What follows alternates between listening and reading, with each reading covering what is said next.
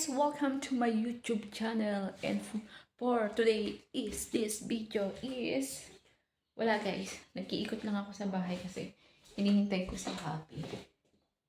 Si Happy wala pa kasi dapat ang uwi niya is 2 p.m. So ahead siya ngayon ng 2:20. So 20 minutes hindi pa siya. Malaki na yung tiyan ko, no guys. Hindi pa siya nakaka-uwi. So, baka overtime siya. Sinabi niya naman sa akin. Ang laki na ng tiyan ko, guys, no? Parang hindi isang buwan. Parang malaki sa isang buwan. No? So, ayan.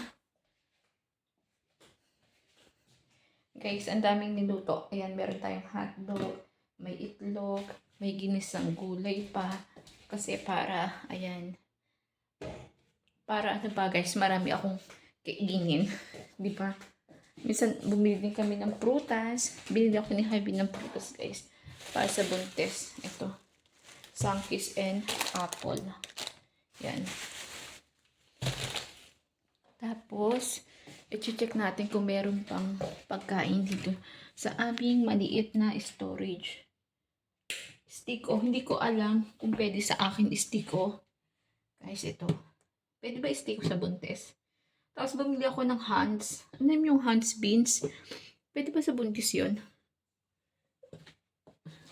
Busog na busog ako kasi ang dami kong nakain. Oo. Bilog na bilog ang tiyan ko. Palagay nyo ano to? Lalaki or babae?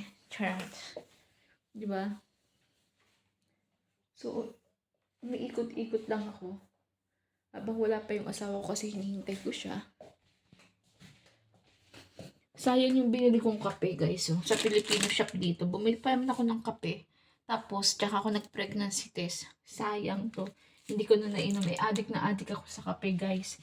So ngayon, kailangan na natin pinagbabawal na yung kape, di ba? Sa buntis. So, tinanggal ko muna yung pagkakape ko.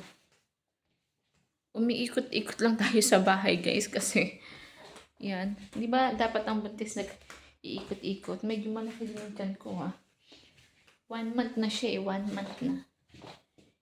Hinihintay ko si Habi. Wala pa. Malaki na rin yung tiyan ko, Kasi busog na busog ako. Ang dami ko nakain, guys. Kasi ang gusto niya kinain apple. Tapos, nag-hotdog pa kami. Itong baby ko sa tiyan. Malakas siya. At least, alam ko na malakas siya kumain. Sayang guys, yung mga pagkain na binili. Itong coffee ko. Bumili pa naman ako ng coffee ko.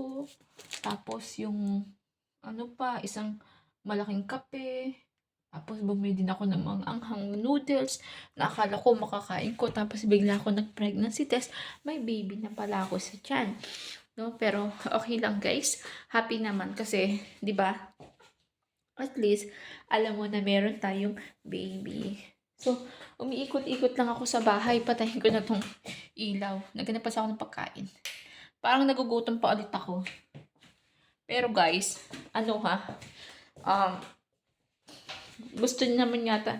Ayoko na minsan pag nag-iisip ako ng pagkain, ganun pala yung pag buntis ka, pag nag-iisip ka ng pagkain, kailangan kainin mo. Pag yung apple, grabe. Yung apple guys, sarap na sarap ako sa apple. Pero hindi pa naman siya masyadong katamisan. Tsaka hindi siya masyadong matamis yung apple. Pero yung sangkis masarap pa. Nakain ko yung madaling araw. Hinihintay ko si Habi. Wala pa. I think siguro 2:30 siya.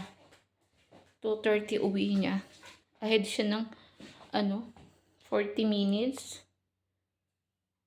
40 minutes kasi 2:30 tapos 10 minutes lang yung trabaho niya dito, pauwi sa amin. So, ayan guys, iikot tayo ulit. Papunta na ako sa kwarto. Ano bang oras na? Sana nga mas maaga siya ngayon. Sana nga 30 minutes lang yung kanyang overtime. Kasi, para makagala-gala pa. Kasi dito, alam nyo guys, sa Australia kasi, alas 4 pa lang, sarado na yung shop, sarado na yung mall. So, wala na rin, no? So guys, eto papasok na ako sa kwarto. At alam niyo na kung ano ginagawa ng buntis sa kwarto, 'di ba? Hindi matutulog na. So Hanggang dito na itong video natin guys. So, hope na sana magustuhan itong video ko. And please like, share, and comment my YouTube channel. So, bye-bye guys and God bless. See you. Bye-bye. Bye-bye.